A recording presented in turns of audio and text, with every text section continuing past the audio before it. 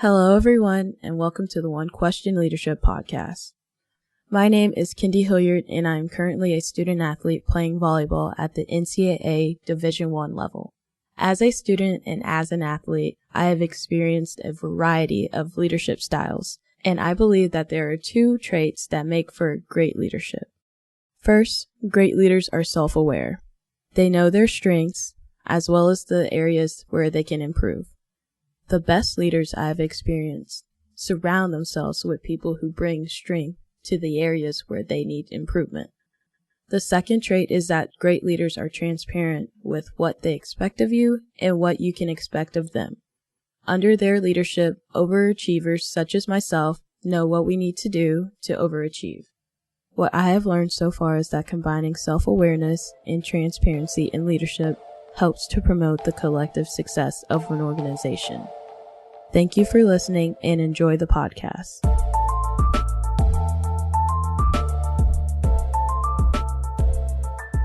Greetings, this is Ty Brown and welcome to the One Question Leadership Podcast, where we highlight executive and organizational leadership. Be sure to follow us on Twitter and Instagram at 1Q Leadership. Our guest today is Jovan Overshown. Jovan is the Senior Associate Athletics Director for External Affairs at Baylor University. Greetings, Jovan. Thanks for joining us. Thanks for having me.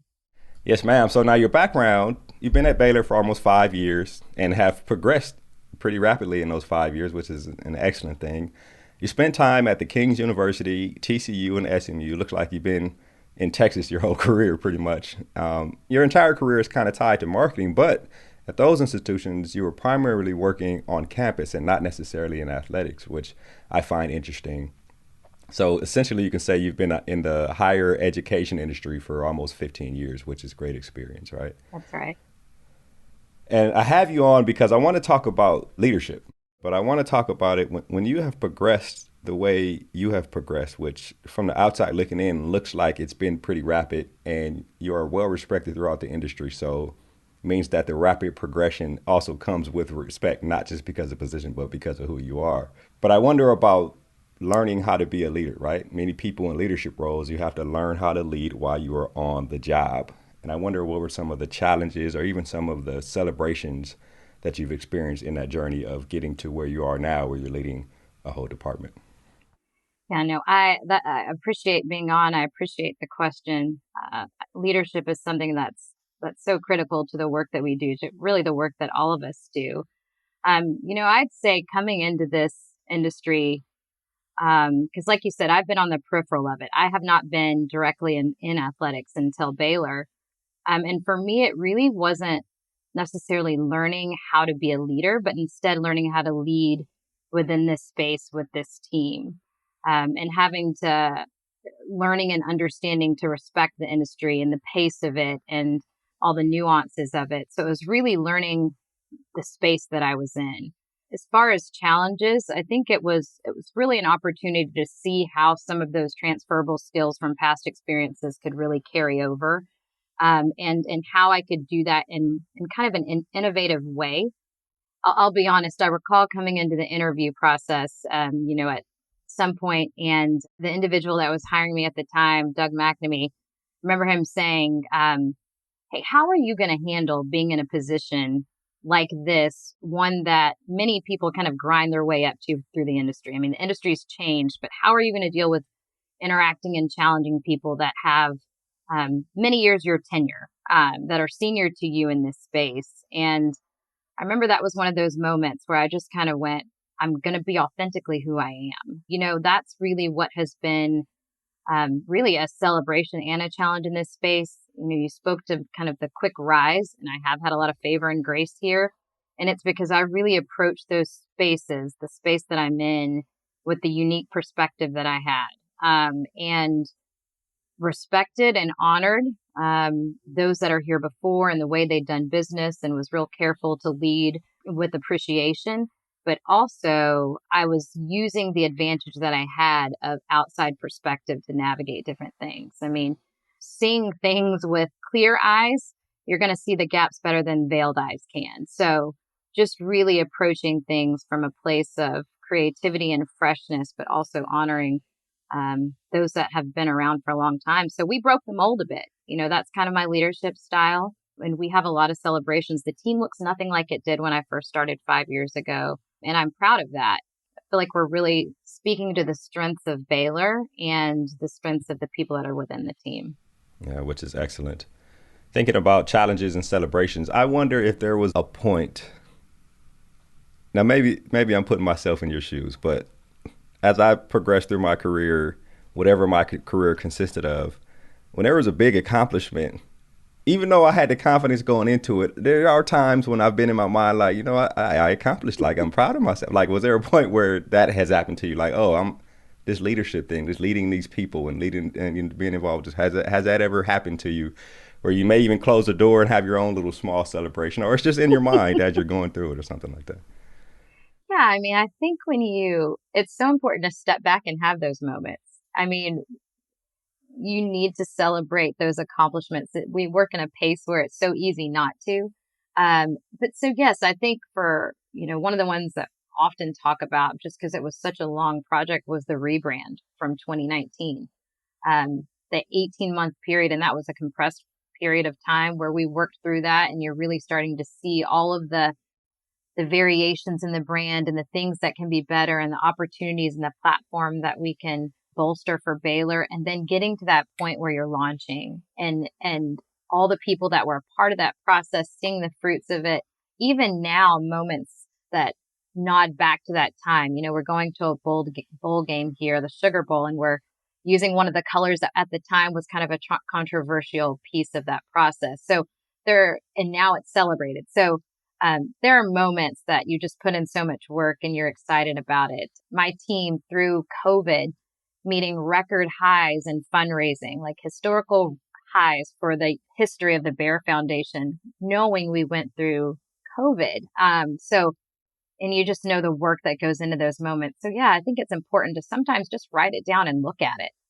So yeah, there's been a few moments and, air high fives and all of that. Right, exactly. Thinking about your current role, external affairs. That's a wide area involving many different aspects and responsibilities that are important to an athletics department, right? And you talk about an athletics director, specifically the AD there at Baylor, who is external facing. He's a fundraiser, right? And so it's like, okay, well, can you handle all these things and make sure we look good? I'm gonna go raise this money. This is, the uninformed look at it. But I wonder about managing up, right, to working with an AD, that type of athletics director, and then you got to balance really managing the AD and what you're doing, but then you also have to balance leading the people that you're working with in the external affairs department with all those various different types of entities and different people who own different parts of the entities within the external affairs department. So I wonder about that balance. Do you have any insight on that? Yeah, I mean, with our team, it's protect up and protect down. And we use that phraseology quite a bit because it's what keeps us elite. With Mac, like you said, he's an external facing AD. He cares deeply about these components, and it's the side of the industry that he, kind of rose up in his career on. And so he understands it. So that's a constant challenge to me and in the best way, because that challenge is then passed on to my team. So he knows what we're capable of, especially at this level. With us, we talk about it in our weekly leadership team meetings with my team. And then I do it in my one-on-ones with Mac. I think it was actually, it's probably really a 9/11 campaign, but see something, say something. Like we say that around here. If you see something and you have that thought of even if, or it could be potentially something off, or this could present a challenge, we communicate. My team communicates to me. We are highly communicative. I don't worry about over information because I want to be able to process that and see if it's something that could potentially rise to the level of our AD. I never want them to be surprised in moments of good or bad, because I think it's important for even those potential moments of celebration or, hey, this could be a potential touch point for you, may or may not happen. But I want to make you aware just in case so you don't lose that opportunity if it presents itself. I think that's what's been really important for us, of just being able to have that proactive approach and always have that lens on wherever you are, whatever you're doing, just so that we're really loving on and protecting one another. That's interesting. I actually want you to dive into a little bit of that. Or maybe even when you first brought that concept, or wherever the concept came from, of project up, protect down, when you first explained that to your staff, how did you explain that? How would you sum that up in terms of what that actually means? Yeah, I think for a lot of us, I mean, like you said, it's at all levels. We operate with the assumption of positive intent at all times. Like that, sometimes we have to remind ourselves, sometimes I have to remind myself, but if you're operating with the assumption of positive intent, if you see something, it can be as simple as you walk into a football, the stadium, and you see something in the student section that looks a little bit off the way it's been positioned there. And you wonder if it really is supposed to be that way. Well, it's so easy to just walk by and say, oh, I'm sure they vetted it, or they'll get to it. No, I want you to protect that person. Call someone, check. Hey, this looks a little off. I'm going to assume you've probably checked it, but just want to make sure I have your back. So it's from the small to the big, like just if there's something, we have a gut, we have instinct for a reason. So it's listening to that. And again, if you see something or think something could be awry, respond to that, even if it's a simple text, and just help one another out, because ultimately all of those little things impact our ability to have a phenomenal experience in whatever regard we're facing. Is there an aspect of, well, I imagine there's an aspect of collaboration. You mentioned your team meetings or leadership meetings, right? When you meet with your team. Walk us through how that works. Tell me about your meeting style, meeting with your team. Because I've heard you're a collaborative leader. I've heard that before, so. Well, that's good. That's good to hear. That's why I love what I do. This is what I get really passionate about it, because there's just so much creativity and insight and just wisdom amongst all the minds that we have here. I mean, I'm sure many leaders say this. I really feel like I have one of the best teams in the country. And I would not be doing my due diligence if I didn't put them in positions where they can feed off of one another, so that we can really get to the best of the best and bring out the best of people. So I've mentioned kind of the freedom and grace I've had at Baylor, and that's so that I could restructure and shuffle things around within our team. There are 56 people within our team, covers various areas, and we were defining roles but breaking down silos. Sometimes people look at defined roles as you're putting up walls. No, we're just making sure that people clearly understand their roles, expectations of that position, so that people then know how to correspond with them. So we've done a lot of that. And yeah, it's a member of every area that touches external affairs. And then we also do the same with our teams, so that we can be collaborative from a team perspective, because this industry is changing very fast. And if you're not calling on the minds of one another, you're going to miss something. So it's really important to me. Okay, might be a silly question, but you've been in the industry for 5 years, right? And you can speak the language, understand that it's evolving. Do you feel like it's only been 5 years? Because 5 years is actually not a long time, but it seems like the experience you have probably could be 10 or 15 or 20 years. I feel like this is a trick question. Sometimes, I mean, I say this jokingly around here, I have to remind myself it's just been 5 years. Right, yeah, exactly. I think that's, though, when people really do their job well and give all that they have, you're not paying attention to the clock. You're not looking ahead to the next thing with every move that you make. And that's how I operate. I mean, sometimes my friends, my classmates will remind me that I wasn't a Baylor grad. They're like, did you forget?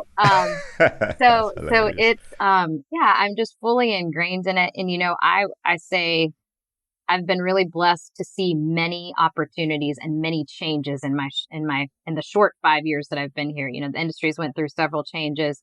Here at Baylor, we've had a lot happen in those 5 years. If you asked our AD, I'm sure he would say it feels a lot longer than 5 years that he's been at Baylor. So yeah, it's just opportunity and experiences kind of void that timeline.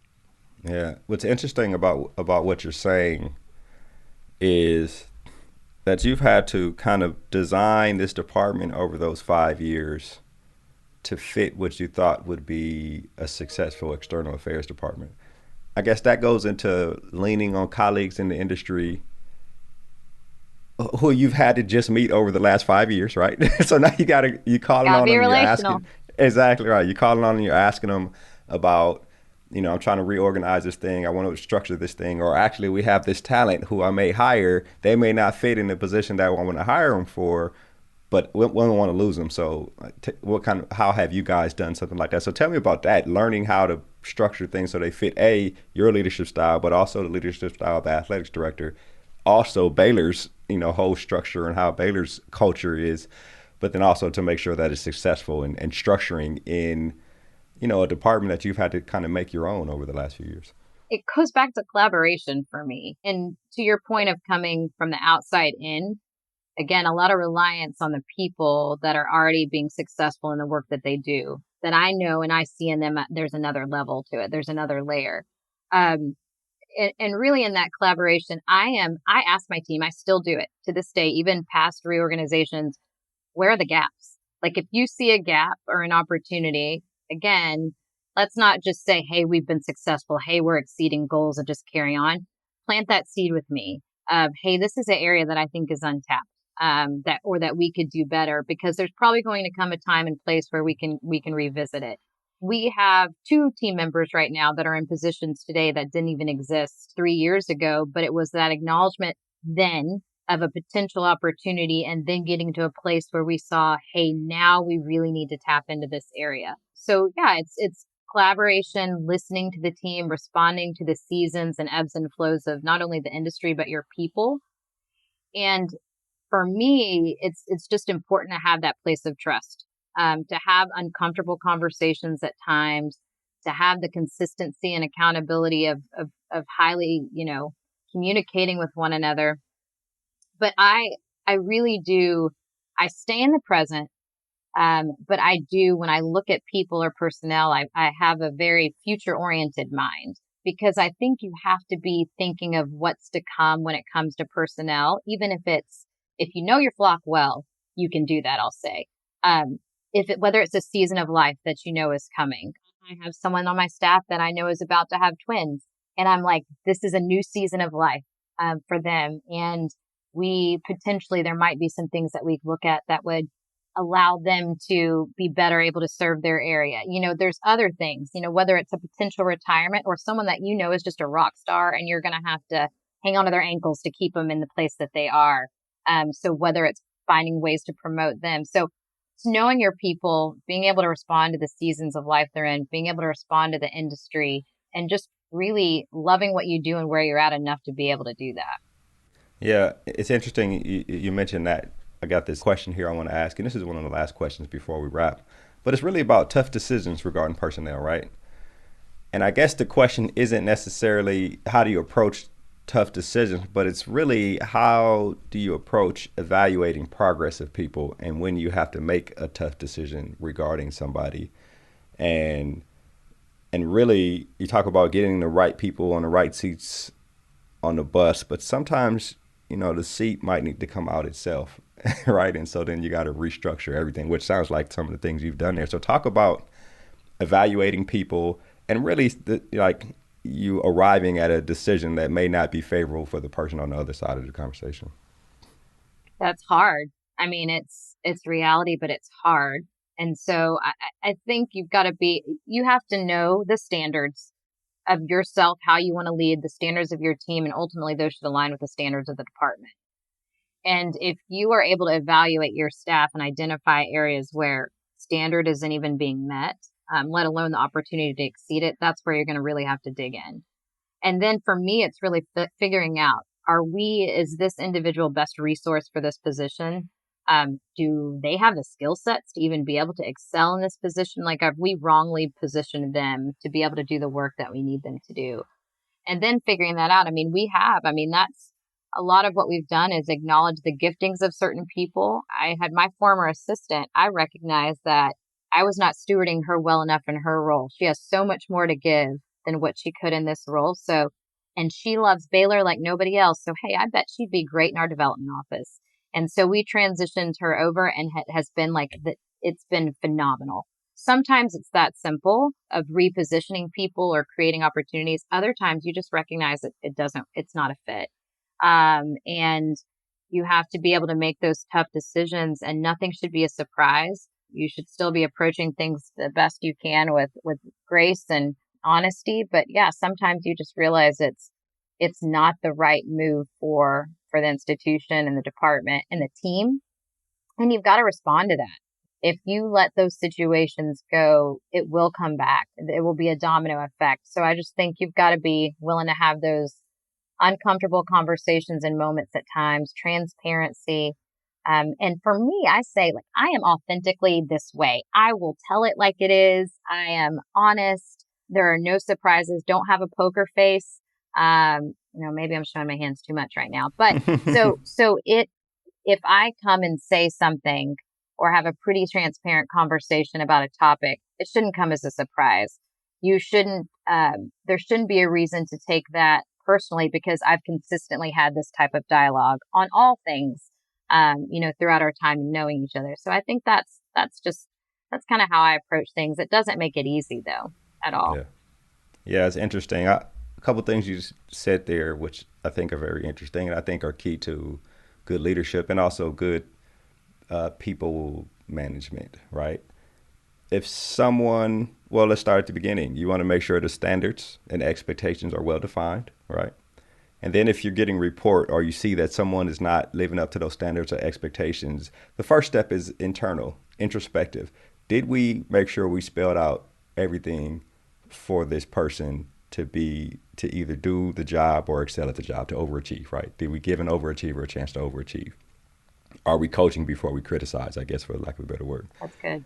And then finally, if it comes down to it, maybe we have this person in the wrong position, or maybe we may need to move on with this person. And then on the other end, you mentioned you have somebody who may be in a seat on the bus, and it's like this person is great and they're overachieving, but in reality, they may not be in the best position, right? Let's move them somewhere else where they can help the organization grow, even if it's at a loss to us in our department or me personally in my position. I think those things are pretty excellent in terms of leadership. This has been an excellent conversation, Jovan. I really appreciate you joining us here on the One Question Leadership Podcast. Appreciate you. That was Jovan Overshown. She's the Senior Associate Athletics Director for External Affairs at Baylor University. And of course, I am Ty Brown with One Question. And keep in mind, the role of a leader is to create and maintain an environment that people want to be a part of. And as always, be better tomorrow than you are today.